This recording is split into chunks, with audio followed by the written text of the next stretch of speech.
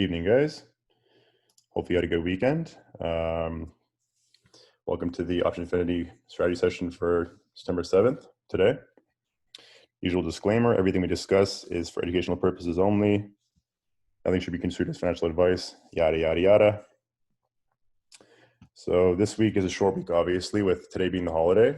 Tomorrow we have, economic-wise, we have NFIB Small Business Index at 6 a.m., 3 p.m. Consumer Credit. Wednesday, 8:30 a.m. job openings. Thursday, jobless claims, both initial and continuing, producer price index, and wholesale inventories. And then Friday, we have CPI numbers. So CPI should be interesting on Friday. Keep an eye on that. And then 2 p.m. federal budget. Last week was pretty crazy. I'm sure you guys noticed. We hit all-time highs on Wednesday, and we were ascending quite rapidly. And on Thursday and Friday, we had a huge decline. The NASDAQ actually declined. It had the steepest decline, the third steepest decline from an all-time high ever. And it actually pulled back 10% in 2 days off the all-time high. So that was a massive move that no one really saw at all. Apple got crushed. Tesla got crushed. Tesla wasn't actually included in the S&P 500 as well. So that'll cause some more downward pressure on them, because obviously a lot of people were speculating that they'd be included, and that would mean that it would force the ETFs and the funds that are holding S&P assets to buy Tesla stock. Right now, there's no longer a requirement there, so the demand for Tesla stock will fall. Therefore, the price should fall as well. Additionally, we're going to be discussing gamma flip and market makers toward the end of the session, and that's important as well as it pertains to Tesla too, as well as the broad market. But I wanted to discuss volatility. As we saw back in February when the market started falling, we saw that huge spike up, followed by a second spike up, third spike up, fourth spike up. For 5 weeks in a row, it rose, right? And last week on Thursday and Friday, that could have been the start of an ascension into the election time frame. Because right now we are now less than 2 months from the election. So if we have a volatility increase into that time frame, that would take about 8 weeks, right? Obviously, if the polls are showing one winner, then it would likely cause a decline in volatility. But right now, they're pretty close still, right? I think Trump is back in the lead again, though.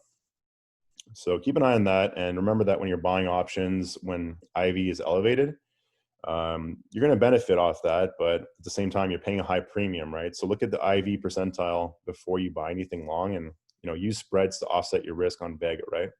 And theta. Interesting discussion this past week with China possibly dumping U.S. treasuries. And it wouldn't mean that they would actually dump them. They just wouldn't buy new ones. So they currently hold about $1 trillion in U.S. treasuries. And there's speculation that they won't buy new ones when they mature. So that would cause about a $200 billion decline in their investment in the U.S. treasuries, which would be about 20% cut, right, of their holdings. That's significant because if there ends up being a weakening of demand for U.S. treasuries and thus U.S. dollars, the U.S. dollar could really collapse very quickly, right? That's why I've been talking about buying gold and silver, and I'm sure other guys that you've been listening to, like Peter Schiff, for example, have been pounding the pavement, saying that as well. But yeah, it's important to watch these events because they unfold over time. It won't have direct consequence tomorrow or the day after, but 6 months and a year down the road, they'll be very important. Earnings for the week ahead. We don't have a lot of big names reporting. Tomorrow we have Slack after hours. They're expecting to move, I believe, around $9 in one direction, I think it is. I think it's $5 in one direction. We'll look at the expected and potential moves in a sec. You also have Zscaler, another one of those cloud service provider companies, and Restoration Hardware, which is a high-end furniture company. They should do pretty well given that people are working from home right now. And then Friday, you have Peloton and Chewy as well, right? And also Oracle. So it's a pretty light week. Friday, Kroger rounds out the week. Not much going on overall, but I know that Chewy is going to be a high mover.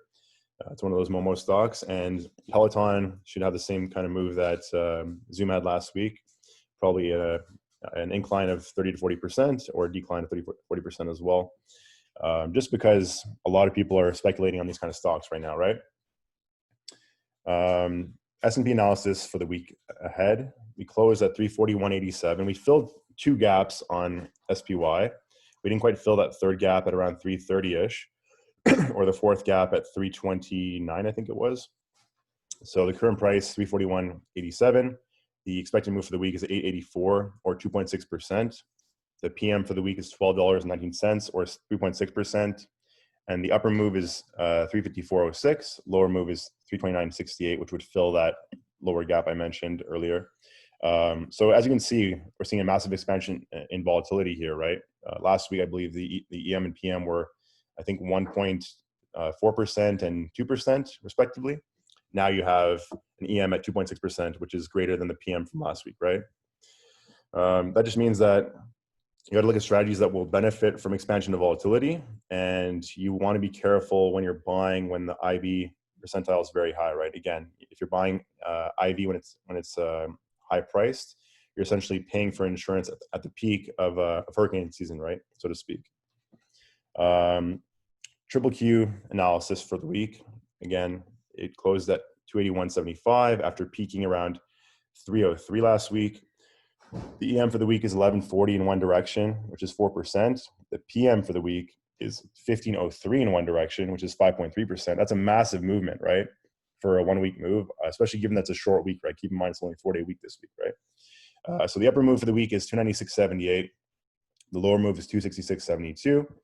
And I would expect a massive movement in either direction, which is why I think straddles are a decent move if you're looking at them from like Wednesday onward, right? Given that triple Q, you can't trade daily expiration until Friday, whereas with SPY, you have expirations on Monday, Wednesday, Friday. This week, I believe they're going to have tomorrow's expiration because obviously today's a holiday, followed by Wednesday expiration and then Friday expiration as well, right? So you can play 0 days on the straddles and catch those big movements, right? Like on Friday, for example, right at market open, we were at around 346-ish on SPY, and the 345 puts were going for 80 cents, right? The peak for them on Friday was around $10 per contract, right? So if you'd purchased, the at-the-money calls and at-the-money puts at open on Friday, which I don't advocate doing, I usually wait till about 10:30 to get into a position because the IVs declines a little bit, but you could have bought a straddle for around $3.80. And even though it plummeted down to 335 area, that position would have been worth about $10 overall. So you would have invested about 380, and at the peak it would have been worth about $10, right? So straddles are great because you're essentially betting on a big move in either direction. You don't care which direction it is. It's where you buy an at-the-money call, an at-the-money put. Your maximum risk is your net debit on both positions, and your break-even would be your net debit cost plus the current plus your strike price. So, for example, if you spend $4 overall on your net debit, then you'd want the underlying to move $4 up or $4 down for you to break even, right? For IWM, it wasn't as volatile last week, but you can see that it is showing weakness, and it consolidated for a long period here over the past roughly month or so. I thought it was going to break out to the upside as sector rotation occurred and tech sold off and it came into the small caps, but obviously that isn't happening right now.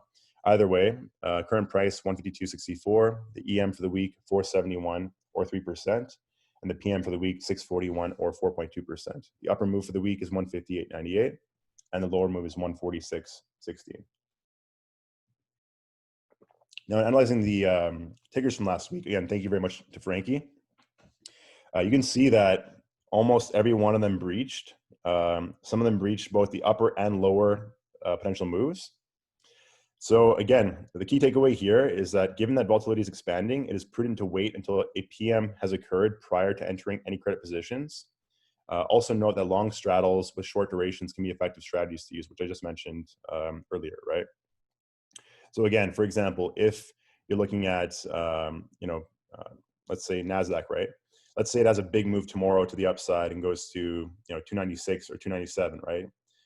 In that event, it's already experienced the upper potential move for the week as dictated by option pricing for the week, right? So selling out of the money bear call spread isn't a terrible idea because you're going to pull in a credit on a unlikely move occurring, right? And it isn't guaranteed by any means, but that's why you manage your risk, right? Keep your position sizes small, and that's how you manage your positioning, right?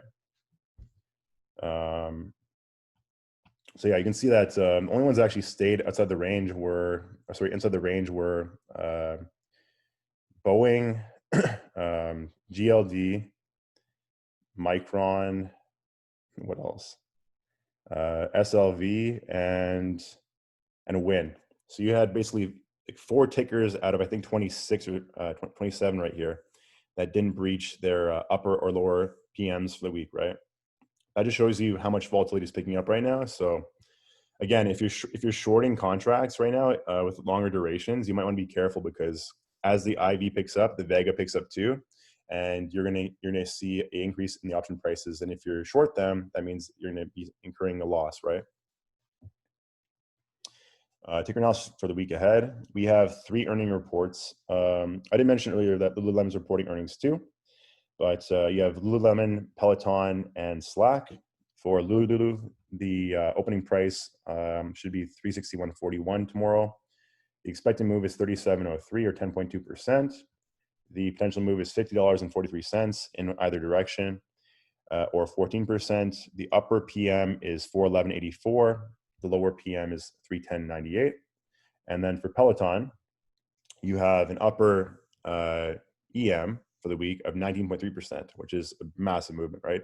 The upper PM is 26%, right? I mean, the overall PM is 26% in one direction.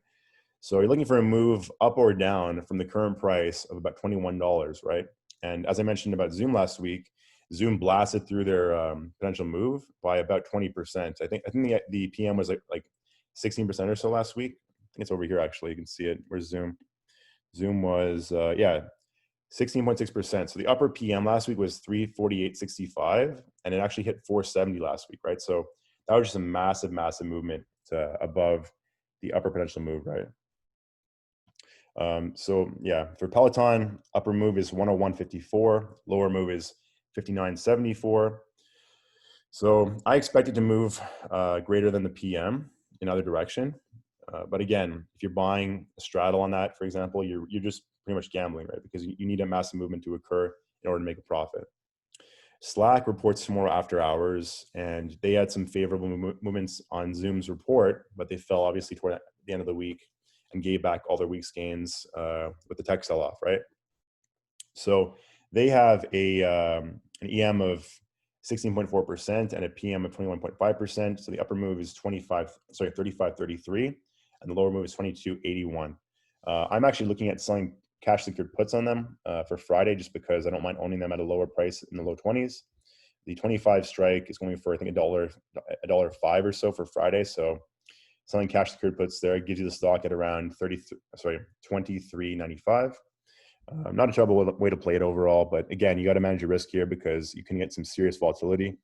And last earnings, they had a terrible report and they fell from around 40-ish down to 32-ish, I believe it was. So keep an eye on them as well. Lesson for the week again, which I discussed a few months ago, but it's important to discuss again because obviously the same topics are arising over and over again. And that's kind of a common theme in the markets, right? You're going to see these common topics resurface again and again. And for any new traders, you want to be very aware of what's going on and also understanding how to interpret it, right? So lesson this week is for market makers. So market making is the identification of buyers and sellers and matching their trades, and it's all done through algorithms, right? Exchanges essentially offer rebates to market makers in exchange for those market makers providing liquidity in different markets. The exchanges will pay market makers to hold short or long positions that provide liquidity in the market, right? So for example, a person wants to sell her stock for $51, but the current best offer, which is the bid price, is $49. If another market participant was desperate enough to purchase the stock, they would just move the bid price to the ask price, right? In this case, the liquidity provider is a participant who posted the $51 ask, meaning that they provided supply of that stock, which was sold.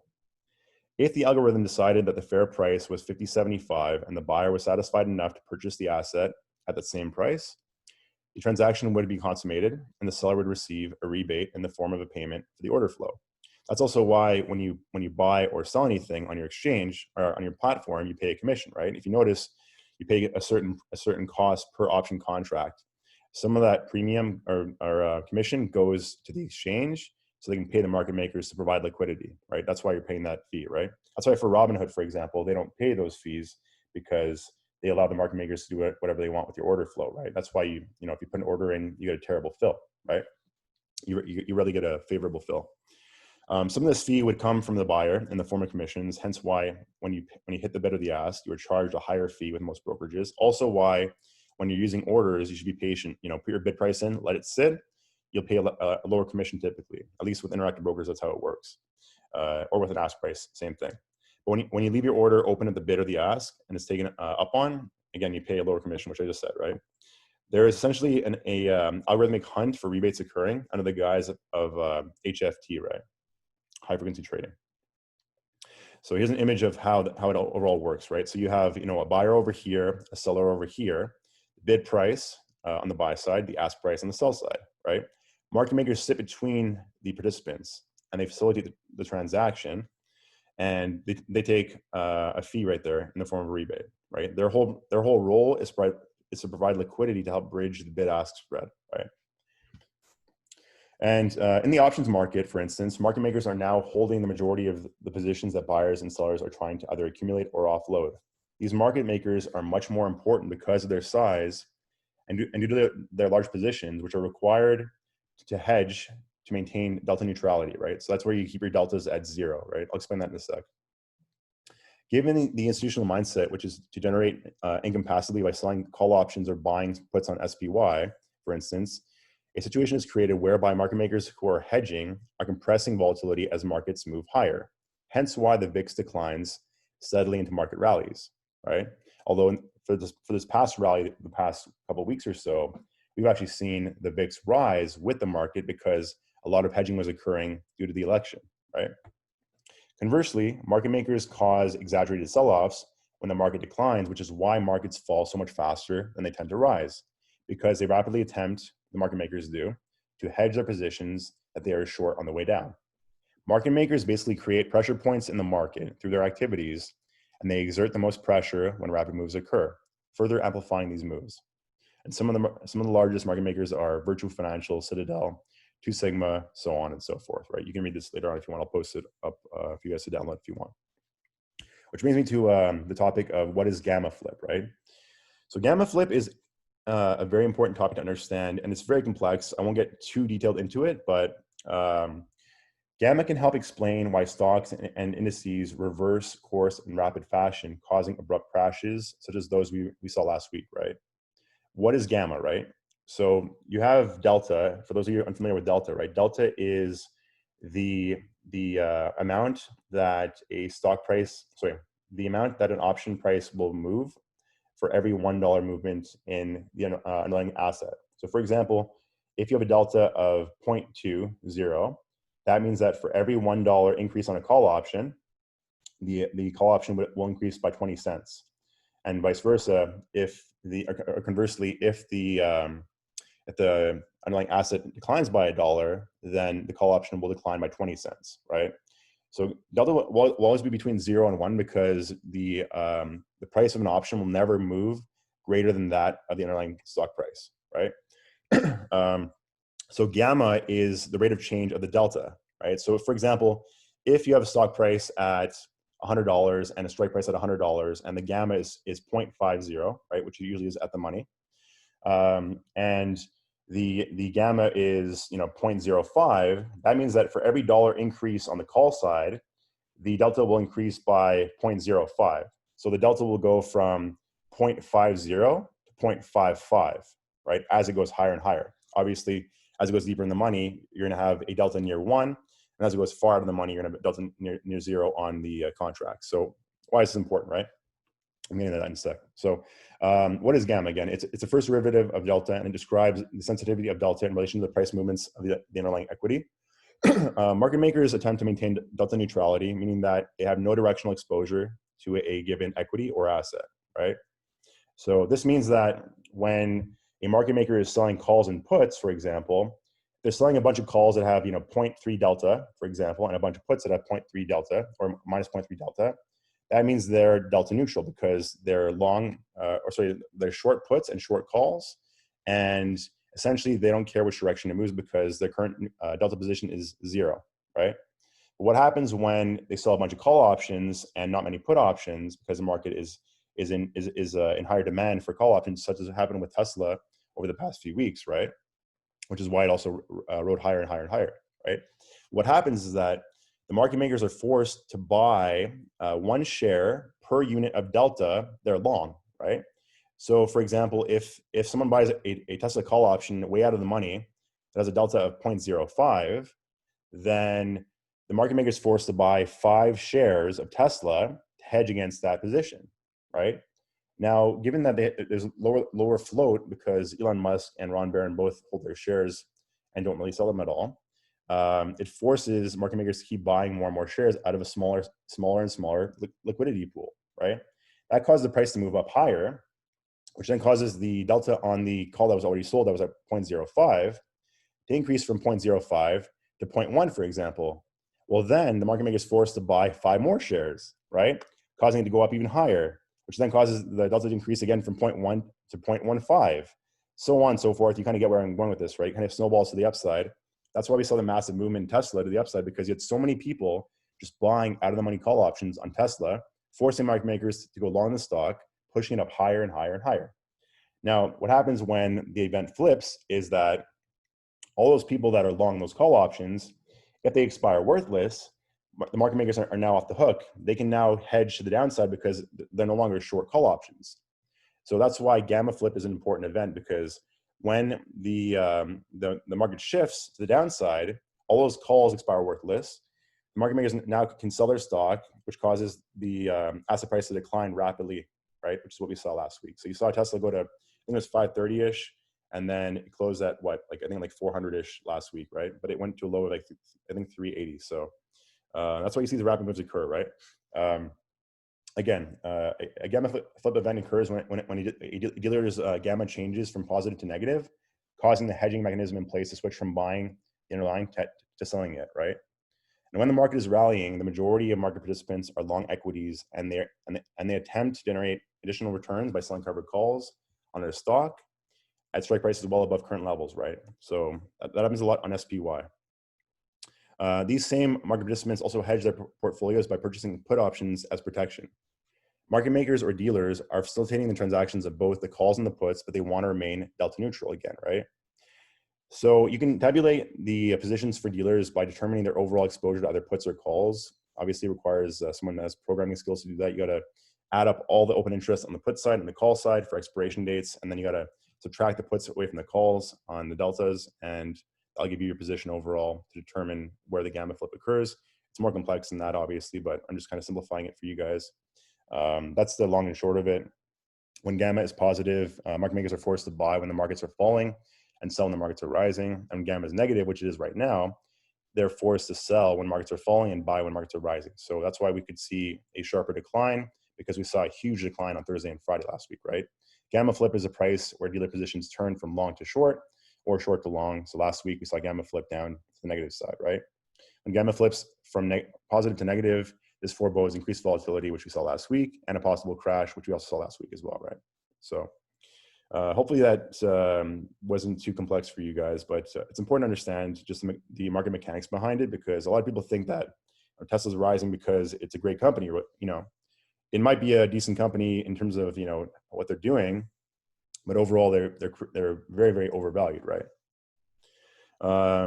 Which brings me to my trade idea for the week. Again, just for educational purposes, right? As I discussed, you know, a few months ago, back in March, how to trade a bear market. What is one of the key things you want to be doing when the markets are falling and IV's rising is selling puts cash secured on assets you don't mind owning, right? So for example, on SPCE, I don't mind owning it below 15, and there's heavy support around 15 right here, right? So looking at the IV skew, I noticed that October timeframe is realistic for me because I don't want to go into November with the election there. So I'm looking at October expiration, October, I think it's 16th. And the idea is to sell cash secured puts at the 13 strike. Credit received is 75 cents per contract, or $75 total. The break even on the trade is the 13 put strike price minus the credit received, which is $12.25. The max profit is the credit received, and this occurs if the stock price remains over $13 at expiration. The margin required for this trade is $300 per contract sold, tied up for about a month. If the stock closes below 13, you'll be assigned and own 100 shares of SPCE at $12.25 per contract sold, average price.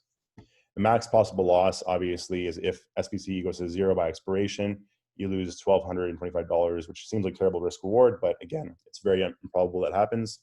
And the only adjustment available to be made would be to roll down the put strike 1 month out if you want to decline assignment by buying to close a position prior to expiration. Right? So that means if for example, SPC went down to 1250-ish, and you said, you know what, I don't want to own it at 1225, you could buy it back for a smaller gain if you wanted to, and then sell the November expiration, 12 strike puts, for example, thereby giving you a possibly lower entry price, right?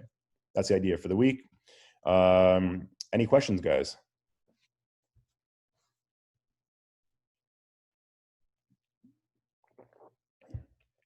Anyone?